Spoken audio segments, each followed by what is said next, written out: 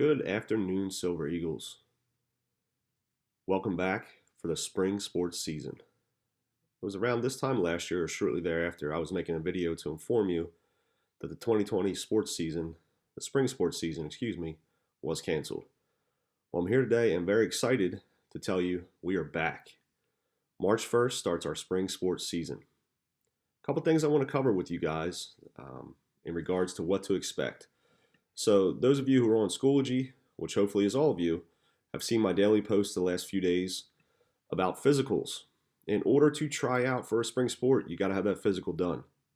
If you're not sure what that entails or where to get it done at, please go back and look for my Schoology posts, which have links and suggestions on where to get those done. If you do not have a DIAA physical on file with the school nurse, you cannot participate. There's no ifs, ands, or buts about that. No exceptions. If you show up Monday for track, softball, baseball, you will not be allowed to try out. You will be sent home. You cannot condition on the side or participate in any way, shape, or form without a DIAA sports physical. Now, some of you may be nervous about trying out or not really sure what to expect, especially due with COVID. So I think any of the athletes who have participated so far this year would tell you that it's not so bad. Okay, a few things that you will expect. Every day when you arrive, you will have a designated area that you report to for your specific team. When you get there, you will have your temperature taken and you will scan a QR code. This QR code will entail a series of questions about COVID and your well-being. This is mandatory to be done every day for all athletes and coaches. In addition to that, there are other protocols that must be followed. You must have a mask on at all times, the same as you would in the school building. You will be given designated mask breaks during practice to allow you to catch your breath, and designated areas to do these in so you're safely socially distanced. You are responsible for bringing your own water to practice. Water will not be provided for you. We are not allowed to share water bottles or have water stations for athletes due to COVID. You will be expected to sanitize your hands and sanitize your equipment. Hand sanitization will take place during practice. There will be stations set up at each field. Your coaches will tell you when it's safe to do so. Following practice, you will be responsible for sanitizing your own personal equipment. You should be taking your clothes home every day and washing them.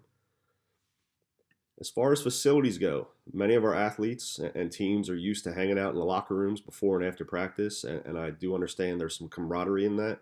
However, general locker room usage will not be permitted. What we will allow, students who are in school, so if you're part of Hybrid 2.0, when you leave the school building, you are able to go to the locker room, 2 at a time, no more than 2 people in there. You should be spaced out about 10 feet apart and you can get changed. Once you are done changing, you are to report directly to your designated field. Items cannot be stored in locker rooms.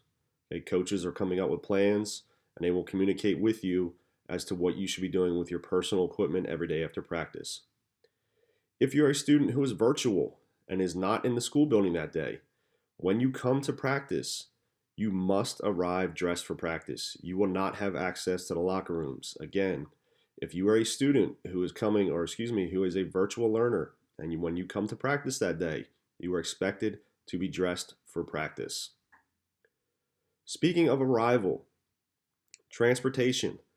Okay, any student who is driving to school, whether this is coming from a co-op job or you're a virtual learner for that day, you are expected to park in the student parking lot, not in the fire lane in front of the field house.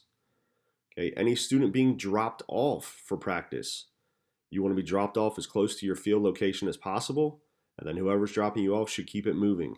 Okay, it's two-way traffic. We ask that you do not block the traffic. When you're dropped off for practice or you arrive for practice and you're a virtual learner for that day, you are not to enter the building for any reason. You are to report to your designated area, which was designated by your coaches. Following practice, there will be 6:15 activity buses to take you home or as close as possible to your house. There will be people there Monday to help you, guide you on where you need to go with these buses. They do not take you to your normal bus locations.